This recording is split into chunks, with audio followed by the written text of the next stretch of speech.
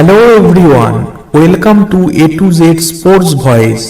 প্রথমেই গোয়াকে পরপর দুবার 2024-25 আর 2025-26 সিজনে সুপার কাপ জেতার জন্য অভিনন্দন জানাই।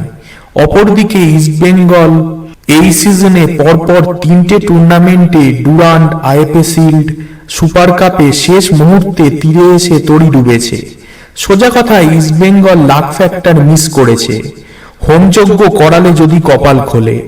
এবার ম্যাচের কথা এলে ইস্টবেঙ্গল পুরো ম্যাচে প্রায় ধরে নাও 70-80% অফ দ্য ম্যাচ টাইম কন্ট্রোলের সাথে খেলেছে, তবে অ্যাটাকিংলি নয়, ডিফেন্সিভলি।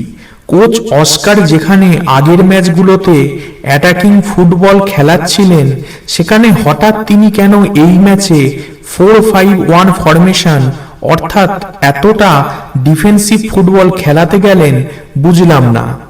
যদিও ফাইনাল ম্যাচ, তবে তাই বলে এতটা ডিফেন্সিভ ফুটবল? ইস্টবেঙ্গলের তালটাই সেখানেই কেটে গেছে।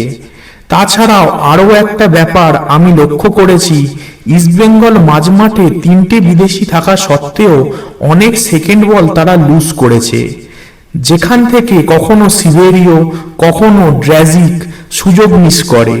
তবে ব্রাইসনের শট আর পল বলে ডিফেন্ডারের লং রেঞ্জার দুটোই গিলের ভালো সেভ। তবে সুযোগ যে ইস্টবেঙ্গল পায়নি এমনটাও নয়, ইস্টবেঙ্গলের সেরা 3টে সুযোগ পেয়েছিল। প্রথমটা হিরোশি হেড দিয়ে চিপ করে বলটা বিপিনের উদ্দেশ্যে বাড়ায়, বিপিন কাটব্যাক করে বলটা নাওরেমকে দিলেও সে প্লেন ট্যাপ ইন করতে পারেনি। দ্বিতীয় ক্ষেত্রে মিগুয়েল বল নেয়, বল নিয়ে নিজেই শট নেয়। যেখানে বিপিন ফাঁকায় রান নিয়েছিল, তাকে পাস দিলেই পুরো ওপেন নেট। কেন মিগুয়েল এতটা সেলফিশ হলো বুঝলাম না। তৃতীয়ত, হিরোশিকে নিয়ে আর কি বলবো, বিদেশি স্ট্রাইকার হেড মারছে, তাও আবার গোলকিপারের হাতে। আর বড় ম্যাচ চান্স মিস তো ম্যাচ মিস হলোও তাই। এক্সট্রা টাইম অবধি ম্যাচ 0-0 থাকার পর ম্যাচ টাই ব্রেকারে পৌঁছলো, যেখানে লাকি শেষ কথা, যেটা ইস্টবেঙ্গলের নেই। যদিও বোরা হেরেরা পেনাল্টি মিস করে ইস্টবেঙ্গলকে প্রতিদান দিয়েছিল, তবে বিষ্ণুর কৃপায় সেই প্রতিদান ইস্টবেঙ্গল হেলায় হারালো। তার সাথে সাথে তাবোরা আর মানালোর কানেকশন আমরা সবাই জানি। হায়দ্রাবাদে তার গোলে মানালো আইএসএল কাপ জিতেছিল, আজ আবার তার করা গোলেই ফাইনালে গোয়া সুপার কাপ জিতল। তবে কিছু প্রশ্ন রয়েই গেল। প্রথমটা, অস্কার না থাকায় বিনোর ওপর ভরসা তো দেখানো যেত, আর ভরসা না থাকলে এতটা বিদেশি নির্ভর হলে তাকে রাখা কেন? সেকেন্ডলি, হিরোশি কিংবা হামিদ দুজনেই আনফিট।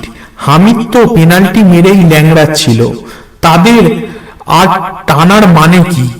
জানুয়ারিতে মানে বিদায় করুক। তৃতীয়ত, ভার আর কবে আসবে? এই প্রশ্নটা আমার এআইএফএফ কে ভার থাকলে আজ হয়তো বিষ্ণুর গোলটাও অ্যালাউ অর ডিসঅ্যালাউ যাই হোক কন্ট্রোভার্সি থাকতো না। ভিডিওটা ভালো লাগলে তোমরা সাবস্ক্রাইব করে বেল আইকন বাজিয়ে দাও, আর লাইক করো, কমেন্ট করো, শেয়ার করো, যাতে অনেক মানুষের কাছে ভিডিওটা পৌঁছে যেতে পারে। Thanks for watching. জয় হিন্দ, জয় ভারত।